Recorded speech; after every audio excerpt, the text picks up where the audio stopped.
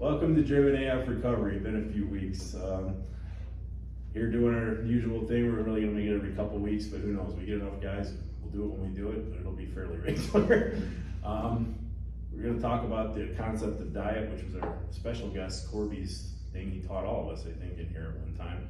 Yeah, so I'm Corby Jackson. I'm a licensed therapist. The things that we talk about here are specifically about this concept of diet. Now, a lot of times we talk about diet in the sense of just food and nutrition, but if you really think about it, anything that we absorb mentally, emotionally, and physically are part of the diet. If you think about how you incorporated these things throughout your life, it then becomes the pattern to the reality of who you are. So if you can break the chains of what you've been doing or experiencing, then you're now finding a way to change the diet of what you've been using for nutrition and maybe find something else. So that originally started in a group topic with clients, but then it became a group topic which spread out to other people to kind of broaden the horizons to what it would look like. I mean, I use it with my clients now. But I appreciate that. I mean, like, I'll say for like my diet before I came to ECS was drugs. It was trying to get away with shit. It was lying. I wasn't surrounded with many people except iron workers that used, but I used with people, but everybody was on some shit. I listened to shitty music. I mean, I enjoyed it, but it was all lyrics about drugs, killing people, you know, things that weren't such desirable things. I didn't read anything. I didn't watch anything but bullshit on Netflix. Yeah. I mean, that's what I was filling my head with all the time.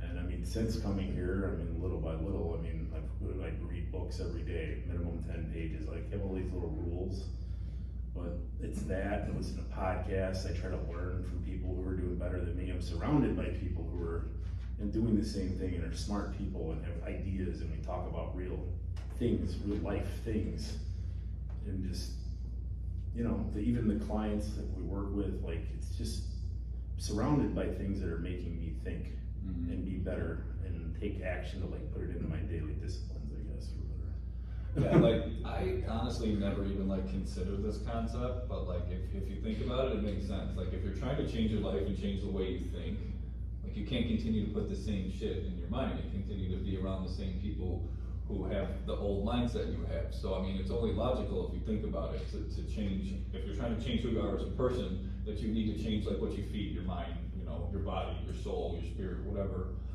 in order to kind of like enhance that process or to go along with it or to like make it like full and like well-rounded, you know. It's like, okay, I'm trying to change my mindset, but like if all you know and all you continue to put in yourself is, you know, songs about drugs, is conversations about drugs and getting high and committing crimes, like how are you going to switch mindsets and switch gears, right? So I mean, I think it makes sense to say if you're trying to change your life, like you have to be conscious of what you're reading, what you're listening to, what you're, you know, talking about with people, because this is all stuff that like Ed Mylett says all the time, like you know, your obsessions become your possessions, right? So if you're constantly talking about these things and hearing them and it's a part of your daily routine, like how are you going to get out and get into a new mind frame and change your life if you're still having the same stuff that you've been putting in your brain for however many years?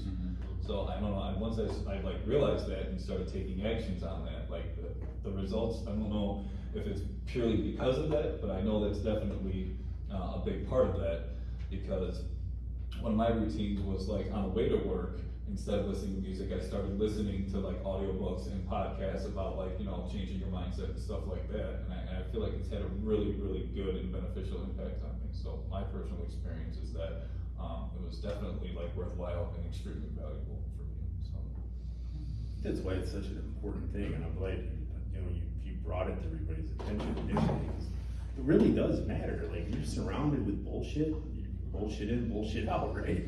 And it becomes just your dialogue, right, daily, right? I'll use Dennis' example, right? One thing I've noticed that I was proud of this. So when I first time I met Dennis, it was about like the war stories about drugs and stuff like that, right? And granted, that's part of the entire idea of addiction. Like, you're gonna trauma bond with people about what you've used and shit like that. Fine. But what I've seen in his progression is there was one time he was sitting down and he was looking at like stocks. And it threw me off, like, what? And I tell clients this as I talk about the concept of diet in group, and I was like, see, there's a difference. Like, he started to realize there was more to life than the conversation of what he's already been through. Right? Like, what purpose is it going to serve about where you cop, who you cop with, who you do, all that? That doesn't leverage an identity. It doesn't leverage any nutrition for you. It was not valuable in the sense to necessarily find growth in, right? So when I saw him do that, I saw there's an idea, there's more to the man than what you observe or what you believe based on what you've experienced with him. So there's more to the man in his growth process of acknowledging that there's more to life than what I've already known. And I was very proud of him for that, right? And and I see when other guys do that too, it makes me believe that the fact that they acknowledge that the nutrition of what they did daily, with past behaviors or even friends that they associated with, or even lyrics or anything that they absorbed, they found that it wasn't as valuable as a refreshing look or a pivot in life to find meaning or purpose and what's gonna be more replenishable. Like, how many times can you use drugs before you actually die? Right? You can't be nutritious about something that's killing yourself. Something I had to realize with food, right? Coming from a household of a family that were obese, right? And you gotta get everything off your plate. And like, food was happiness, food dealt with your sadness, food dealt with this, that, all the above. And I acknowledged that, and as I grew up, I started to understand, like, okay, I'm in high school, I'm this big, bigger than everybody else. Either I can make this as a tool to be like, well, look, I'm this big and I'm tough and whatever, and be the job. And people would accept me, and I realized that was something I was doing, but I wasn't necessarily believing I was that big. Right? Like in my mind. So people fed the identity for me to continue to live through that. Right? Even to all the way till I got to college and realized I can't use my size for anything. Right? So I was like, whoa, let me use my intellect. Right? So I thought, me going to school, getting intelligence, stuff like that was going to show me grace enough to see that I'm more valuable in my intelligence. But really, I was still fantasizing with food, right? Ooh, what I'm gonna eat when I get off work? Ooh, what I got to eat, cook, or I would watch like cooking shows or food shows, with my mom or my brother. When I get home, I'm like, ooh, I want to try this, I want to try that. And it was this more so exploration of what food would be, even though I know I'll be glutton for it. It wasn't like I was doing this to be like, oh, well, this is going to be something I try. This is something I'm going to habitually use for pleasure. I'm seeking the pleasure from it versus the idea of the nutrition. See, that's the difference in the addict, right? I'm not looking for this aspect of nutrition, like I'm looking for the pleasure of it. Right? So when I made that flip or that switch, I realized I had to redefine the value of what food meant, or I had to redefine my diet. So every obstacle or everything that I did was based on an action to be disciplined, to reduce or remove, and then to redefine. Right? Once I reduced something and then I removed it, I then could redefine the value immensely. Right? So my whole identity started to switch. That's why I was consistent with my walks. I still consistent with my walks and jogs, right? I'm doing things with intent and purpose. Like, I don't eat food just because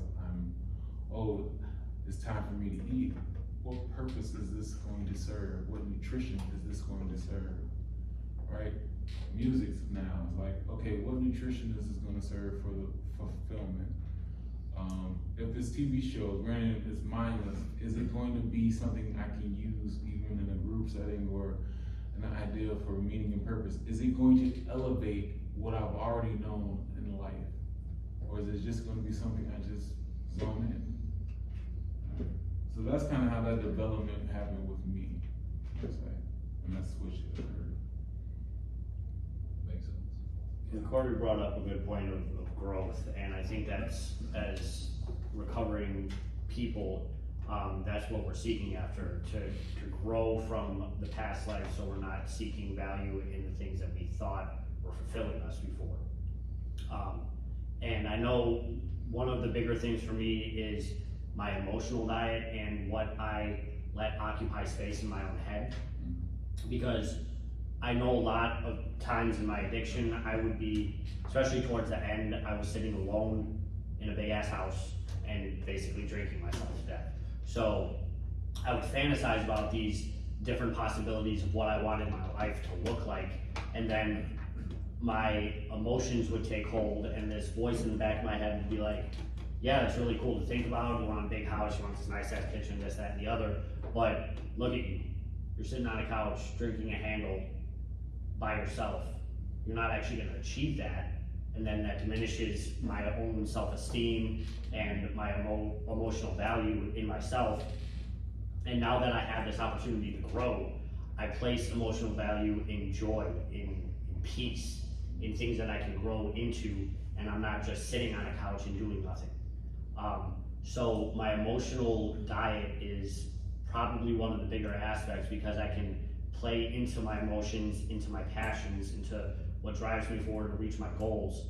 And I'm starting to place value in important things, into attainable things, as opposed to just far-fetched ideas and then having that self-doubt that kicks me back onto the couch. You know, it's a cool concept that you kind of brought in. You took action, you didn't become sedentary to your thoughts, right? If we really think about a diet, it's the action you take to be fed versus the non-action you take to know that you can feed yourself by just doing nothing, right? You know, that's like when someone goes to school, right? They can learn from a teacher, but if they don't put into act what they've learned, what are they applying? Yeah, without execution knowledge is Right. nothing. I just read something yesterday, I think, and I don't remember what this was in, but along the lines, it was actually talking about addiction and the idea of getting addicted to growth and learning instead of addicted to whatever. I mean, listed lots of things, including food, gambling, porn, drugs, alcohol. I was like, yeah, I mean, I think that's kind of, at least for me, that's what the shift has been in a lot of ways. Just addicted to like actually growing and learning and creating a better life. Like, that's far more gratifying, fulfilling, and meaningful than what Josh was saying, because that's what I would do. I'd just sit around shooting cocaine and playing video games, knowing I should be doing other things, but not doing anything. I never really looked at it like, until I heard you talk about it, like, I never really put the two together, like, you know, thinking about like, you know, wanting to grow and wanting my growth to be like a successful, you know, positive, you know, like respectable man, you know, that my diet would have to be like nothing that it used to be. Like I'd have to get rid of all that toxic shit, like you said, that I was putting in my body. You know, whether it was the drugs, the people, the environment, even like the mental status, just like it's the way I thought. Like you were saying, like my mentality, my thought process was so screwed up. You know, that I think that was the main thing I had to focus on, and I think that was probably one of the biggest things I worked on when I was in treatment. You know, because I mean, when I came in, I felt worthless and I didn't want to live. So like I had to start feeding myself positive thoughts, you know, and reconditioning my brain to know that like I deserve to be happy, I'm worth it. You know, stop judging myself on my past actions and, you know, thinking that, oh well, I'm a piece of shit and I'll be a piece of shit forever. You know, that I can be happy and I do deserve happiness, you know, whether I made some terrible mistakes, terrible choices, or, you know, terrible actions, that doesn't define who I am as a man. That just, you know, means that I'm not perfect and I made mistakes. You know, so I think, like, when I finally accepted that and like started like, you know, realizing I need to feed myself with positive shit, positive people, you know, I started kind of associating with people that really made a difference, people that were doing, or wanted, I mean, we're doing the same thing that I wanted. And like, I know like one of the biggest things for me was like cutting out that toxic shit in my life, like getting, you know, all the bad part of my diet out, you know, like, for instance, one of my biggest ones was my sister. Being able to stay away from her and love her from a distance. I think you guys all know my story, so, you know, being able to walk away from her was, you know, that was a huge step in my recovery and, you know, starting to build a new man. You know, cause my whole life, like, you know, we were the black sheep, you know, we were the fucked up ones. And, you know, like I said, until I heard you like, just put them together like that, like, it was just kind of crazy, you know, I mean, obviously now the only other diet I need to work on, you know, my physical, but like, you know, I think that's what I've been focusing most, you know, a lot on, just in the four years, was changing my mental thought process and changing my, you know, emotional stability and, you know, like really making myself believe that I do deserve a decent life and I can have it, you know, and, you know, I'm happy with where I'm at, you know, I'm not satisfied, but, you know, I've actually made a decent life for myself, and it has really boiled back down to the diet, you know, what I feed myself, you know, the positive shit that I keep in my life, and not letting shit bother me, or, you know, going off the edge. It's gotten better. I mean, I used to be bad, you know, like Maddie and, you know, even like Steve and a lot of guys are like, you know, they always tell me like, man, how do you stay so chill all the time? Like, how do you just let shit roll off your shoulders and not freak out or fucking, you know, lose your shit, you know? And, you know, a lot of that came from, you know, you, Doc, Dan. But you helped me a lot with it, Yeah. because you were good at that, and I was not when we lived together, obviously. Yeah. You know, and you did. Well, I mean, I'm still not sometimes, but better than I was then. I was just thinking about you back then. But you know, we had a lot of conversations that did help me, man. Yeah. But that's also diet, because I was surrounded with people like you. Yeah, you know, and that's. You were good at things I was not. that was, you know, and still to this day, you know, the biggest thing I do is, you know, I feed my brain, you know, in my, you know, life, positive people and positive shit. Otherwise, what's the point? You know, why let any kind of toxic shit, whether it be food or emotions or whatever, take up any fucking real estate in my life? What's the point? You know, what's gonna come of it? This is not valuable in the long run. Because I think I notice this with people a lot of times. When we start letting our diet be kind of inflicted, or how about this, the concept of being possessed by other people's luxuries of life, right? The idea of, oh man, they got this, I don't have this, right? Envy poison us, right? It's very poisonous, right? Cause I know sometimes with these guys here, like they'll see one of us and like, oh man, you look like you got it all together already, so you can't relate to the you know, the struggle anymore. It's like, well, on one intention, I necessarily don't have to relate. Right. Right, I can understand, right, where you came from, because I've been there. But you want someone to relate, and usually when someone relates with someone's envy, someone's misery, they want some comfort, and misery is something that is usually comforted by other people's misery. Right, it's a shared relationship. And what I've noticed you've done lately, or just your growth in life, is you don't share the miseries that necessarily people look for you to be comforted in with them. Right? You know, putting a boundary of separation from your sister, right? Knowing that you separated that misery that you experienced, that was uncomfortable, to now being like, I don't have to reflect with that in order for me to be who I am.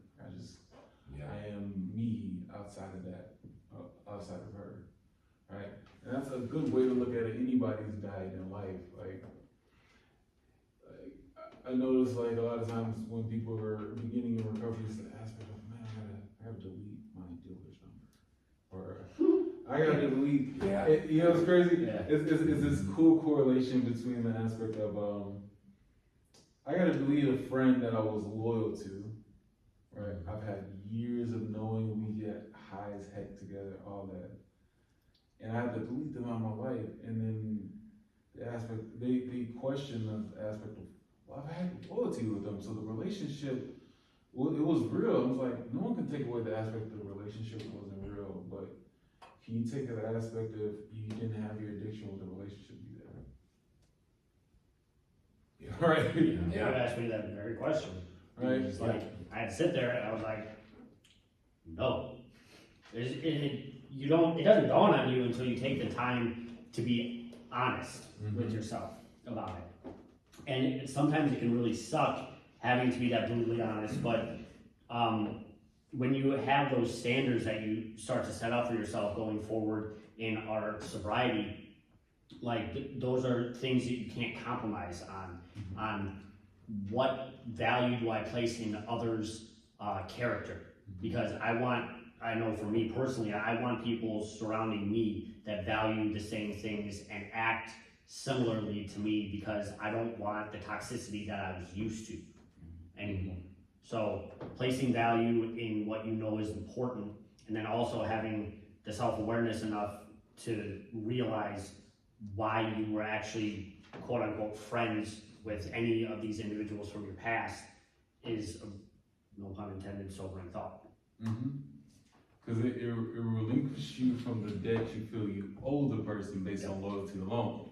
You don't necessarily owe anybody anything if it's always pulling you into a negative direction that necessarily you don't feel fulfilled in. I'm only doing this because I know you and we've had years of experience.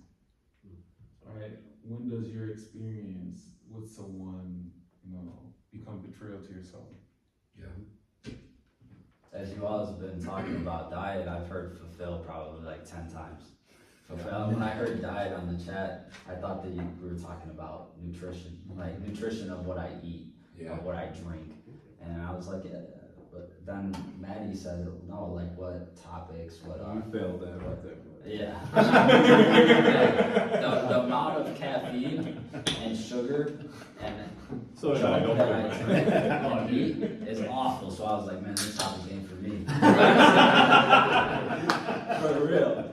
But I got nothing to say. but this is real powerful, because I thought that it was a delusion on myself. I thought that the things that I was feeding my soul were actually feeding my soul. And like you said, comfort and misery, Corby, and I literally sat in comfort thinking about the wreckage of everything that's happened in my past. Like I would play music, reminding me of certain relationships, and like I lay there, and like I know it sounds goofy, but that's actually what I would do, because I'd sit in that comfort. And I gotta be honest with myself, as I was feeding my soul by negatively impacting my thinking and killing myself slowly with so many other areas of my life as well. And one thing that I practiced as I came into ECS is like, okay, let me take the morning and let me dive into some literature. Let me pray when I get up. Let me feed my spiritual life. Let me feed the words that I'm reading, instead of looking and going and watching the news in ECS 1. Let me go and have a conversation with somebody like-minded. Let me go and sit outside and have some quiet time and listen to the birds chirp, because it was in July of 2021. So it was real beautiful in the mornings, and that got my day kick-started. So I've been practicing that since I have gotten sober. Is my mornings, even though I don't feel like it every morning, I get up and I rinse off and I sit down on my couch and I take some quiet time and I listen and I am able to finally sit at peace with myself, and my mind doesn't go where I used to feed my spirit and feed my soul with, man, I have to do this today. I gotta go to work. I gotta go to a meeting, and I gotta face these problems that are in my life. I got probation to go to. Like, that's where my mind always went. I'm living at a sober home, and I want to use, and I don't know how I'm gonna tell anybody that I want to use, and now I gotta get through this day, and my thinking would always go towards just straight negativity. And this time around, it just went toward, man, I get to contact people who are like-minded, like you were talking about. I get to read something insightful and something that I can hold close to me. And when I read things, I may not feel the growth at that moment, but I feel like when I read things and it stands out to me, I couldn't tell somebody what it said later in the day, but then a conversation will pop up like a week after, and it's written on my heart. So it gets written on my heart, and then when I am able to face a situation, I can apply what's written on my heart and conquer it and overcome it, and overcome things that I never expected I could overcome. That is something that I will always hold close to me, is those morning meditations. But throughout the day, when I get all agitated and I get up, like you were talking about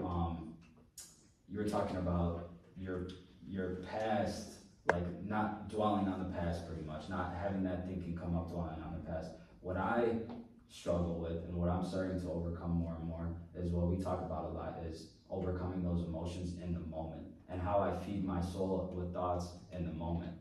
Like, am I saying, oh, you're doing awful at this, you're going to the job, you don't have a career yet, you don't have a girl in your life yet, you've been sober for almost 2 years now, like, what have you been doing wrong? Like, no, I've been staying patient, I've been working on myself, and I always beat myself up to the point where I'm in so much chaos in my mind.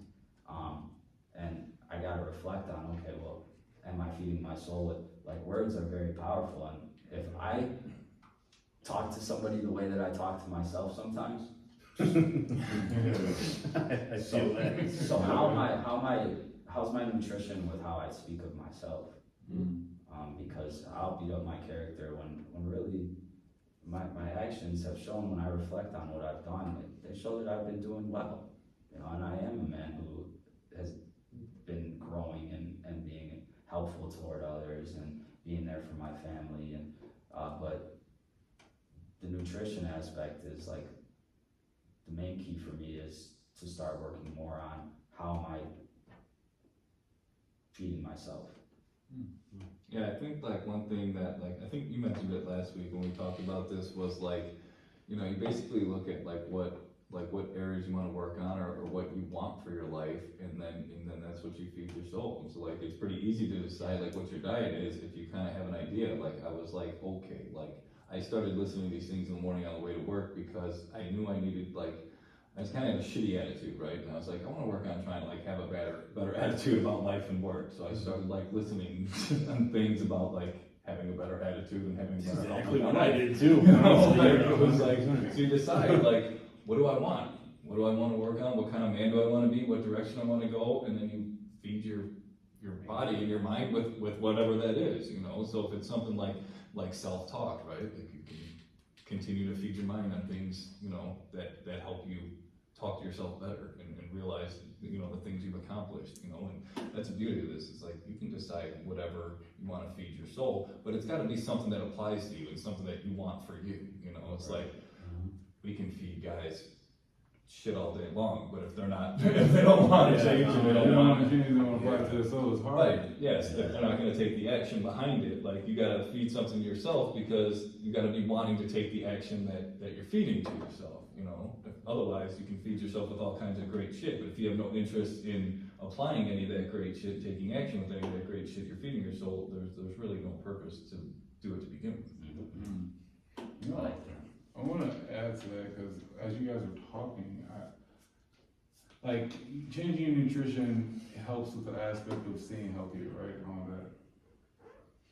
When did you guys realize that the weight of your past or the weight of the things that were poisonous to you weren't as heavy anymore? Because I was thinking about, in the sense of like, you cut weight, right? Like, Oh, yeah. when you've cut weight, right? Do you ever have that concept of like body dysmorphia, of thinking like, I still see the heavier guy? Yeah. Right. I've done this even like, so coming from 835 pounds to now like 382 pounds, right? Seeing the difference, right? Originally through the journey, I didn't necessarily see it, right? So I would still have tight hold of fear of going back to that guy, right? So emotionally and mentally, I ran on the anxiety alone of being bigger. Right, I remember having the same dream. I had the same dream of me like being like going on the scale and being 15 pounds heavier, right? And now I wake up with anxiety and like I gotta run, I was running like it was, but it was this aspect of I was basing it on the fear of going backwards, right? Knowing that the disciplines I put in place are showing me versus like I'm showing not even just on the scale, but physically I feel better, mentally I feel better. So I had to come to terms with realizing like emotionally I'm going to have to let go of that weight that I lost physically because it serves no purpose. Right? It served no purpose no more.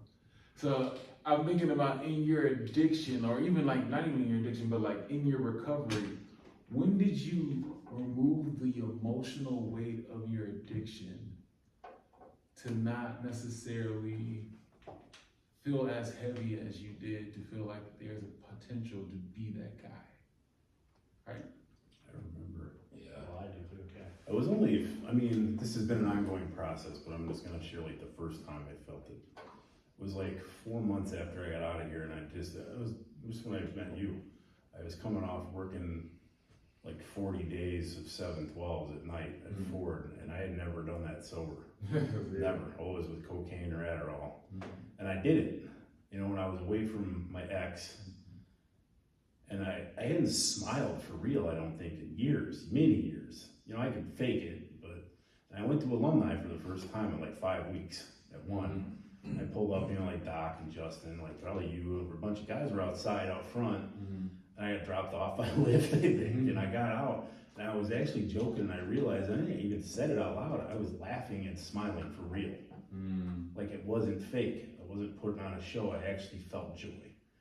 And I remember saying, holy shit, I don't think I've smiled like this for real in 10 years. And I don't know, to me that was kind of the big, That's the that first time. awakening Yeah, I moment, was like, like- holy shit, like, I'm not miserable anymore. I mean, for me, on a like notion, it was when I woke up and realized my heart wasn't racing anymore. Man. Like I had this weird tachycardia, like my heart rate would go to like 160, and then I had to, and then it would go back down. But I realized that I woke up and I didn't feel that, and then my joints weren't hurting, or like I didn't think of the first thing of what I'm gonna eat for breakfast. Like, that's when I started realizing emotionally the weight of the world of what I knew wasn't a reality. I don't know, for me, I feel like, I don't know, like, I don't have like a distinct time like Maddie did, but I just feel like consistently over time, like it just got like a little less and less, like I wasn't, like at first I think I kind of felt like, I'm like, I don't know if I'm like faking this, or if this is like, you know, gonna like keep or hold. Because even like when I moved out of the sober house after like, what, 5 or 6 months there, I moved in my own place, like, Was that the first or second time? thanks, buddy, second time. Oh.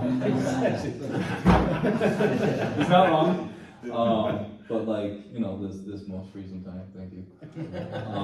Like I still like, I didn't, you know what I mean? Like, I don't know, like I still kind of felt like, I'm like, is this like really me, or am I faking it or what? Like, I don't know, like I felt like I still didn't like know if my new identity was real, or if I was gonna fall back into the old one, or like, you know, like, I don't know, but I felt just like over time, I don't know when exactly it was, but like, I just realized I was like, yeah, like, I don't have any, like, any weight of the shit I did, like, this is my true character, and I think that showed just over time. I was like, you know, like, I'm actually like, a good man and a person I should have been a long time ago. You know, the person I was isn't really relevant anymore, because I've proved to myself for long enough now that like, this is who I am, and this is who I show up as every day. But I don't think like I had like a specific moment of like clarity. I think it was just like a little bit over time, like it got, you know, just less existent before, like, I don't know, at some point I was like, yeah, it's, you know, it's in the past, it's not who I am anymore, and that's that, so. But I'd say probably at least a year in before that was like something I actually felt truly. I'm right there with you too. It was more progressive, for sure. Cause I had talked on and processed and searched deep within myself on why I acted the way I acted, and how I responded to when I would think about how I acted, and just countless times that I kept just going back and going back and going back and like, what is wrong with me? But this time around, as I put in a lot of inward work, and I built my relationship up with God and others around me, and I was actually authentic of who I am, and I embraced who I am, I feel like the big moment for me where I realized that I was at peace with myself and who I was when I was staying at Doc's house, and I got the opportunity to go to Miami with my mom. And I remember scheduling PTO, and I was like, man, I got PTO. I got money in my bank account. I just booked a flight to Miami, and I went. That's not why. It's because of the money and like PTO and stuff like that. But it was like when I went to Miami with my mom, she was in conferences for her company. She works for a hair supply company, and she's a hairstylist, and she was in the business meetings and stuff, and I was walking around South Beach, Unsupervised. blasting my music, 6 months sober, just loving myself and walking in and just smiling ear to ear, and I'm ginger, so I was embracing the sun, you know, getting burnt, and I was just like, you know, I don't even care if I get burnt, man, and I like went in the ocean, and I laid out on the beach, and I got food by myself, and I was sitting in South Beach by myself, enjoying life. And I was like, man, 6 months ago I was smoking crack. And not even just smoking crack, because I wanted to die. I was emotionally dead. Like every single thought within myself was, you are not shit. You are a piece of trash, and you don't deserve to live here, and you've hurt too many people, and you have no chance of ever recovering, ever. So like that moment right there was like, wow. It was hard. I still, like you said, like I kind of felt like fake. I was like, you're still a scumbag. Like what? You've been being a good person for 3 months, but you were a shithead for 20 years. Like so, I feel like that's why it took me a while to like get over my own shit. Because I was like, dude, like, is this, you know, like are you just faking it till you make it, or you know what I mean, or just trying to be what you know you think other people think you should be, or are you just trying to like make up for all the horse shit you've done? And I don't know, like I just had a lot of like That internal battle That's sucks. I had a lot of internal like dialogue. I'm used still to in it, shit. yeah. There's still days where I'll start getting in that mindset, Me like too. imposter syndrome shit. Yeah. I'm deserving of this. You're Why still the a fuck scumbag at how have I heart. gotten here? Like, Mhm. I just gotta remind myself, like, that's bullshit. Yeah. I mean, you've reminded me of that before on the chat, I think, That's actually. like what I was just talking about, is in the present moment, how am I feeding my soul? Because all of us sitting here, we put in so much work on a daily basis, and that doesn't mean that I'm not gonna feed my soul with that Nonsense. nonsense. Yeah. Yeah. Just gotten better at cutting it off quickly instead of falling into it for months. Yeah. Oh yeah. For sure, because I remember when we opened up this building, the entire first year, like because I had to really map out the course of what this would look like. I had the most imposter syndrome because I was like, damn, I gotta be Doc. Like if I can, like I was like, that's some big shoes to fill right now, man. Fucking going on. Yeah, because I questioned everything. Was I too hard? Was represent too. And I came to terms and being like, I can't be him. I can echo things that he's taught me, but I have to stay true to what I know, right? And I had to allow myself to be able to relate the ways I know to relate, right, with the guys and establish some sense of normalcy to this, so I don't have to be overly, did I do something wrong? Because and I realized, and this, remember I say, my consistency outweighs my doubts, right? That mantra, right? I couldn't provide me self-doubt in the moment because there are people depending on me not to doubt them or my abilities. So again, it was that same concept when I was overweight. Like, I'm over here trying to help people get their stuff together, and they look at me, I'm on an oxygen tank, like, how can you help me when you haven't helped you? So I had to kind of neutralize this aspect of what this self-doubt was truly feeding. And what it was truly feeding was this idea that I didn't feel like I was enough or I was deserving, right? Yeah. Now, and the aspect is like, I can't question something that someone's given me in this ability. They had to bestow this aspect with some trust. It wasn't like well, you're the last guy on the tunnel, you're the last man here. I got no other choice. Right. It was the idea that I had to own the fact that he bestowed this on the sense that he knew what I was able to do. So if I'm questioning myself, it's because I'm not acknowledging what I've been doing.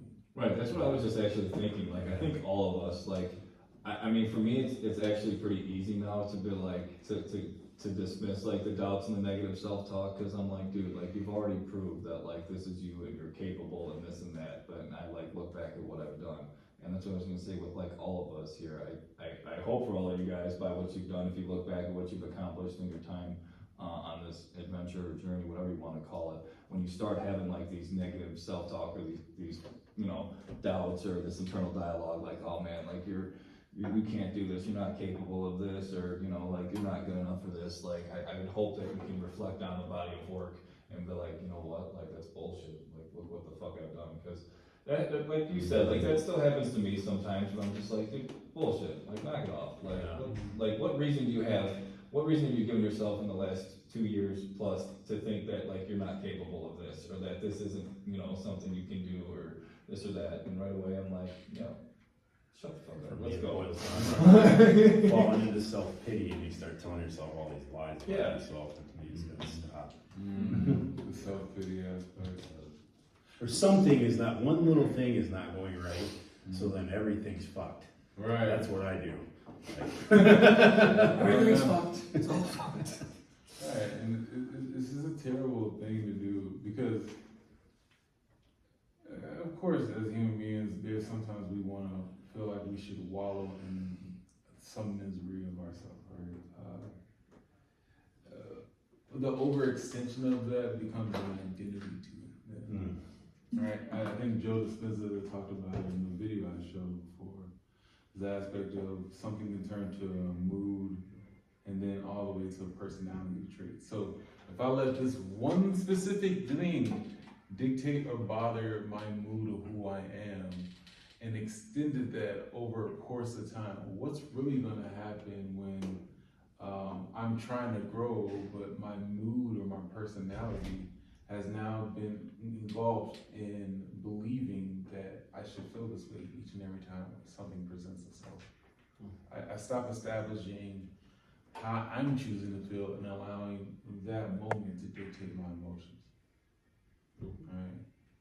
Right? We've experienced this even like in like wanting to fight someone, right? Like there have been moments, because I remember when I was a bouncer, there have been moments where guys are trying to be tough, right? They want to fight you. Right? You're a bouncer, I'm gonna fight you.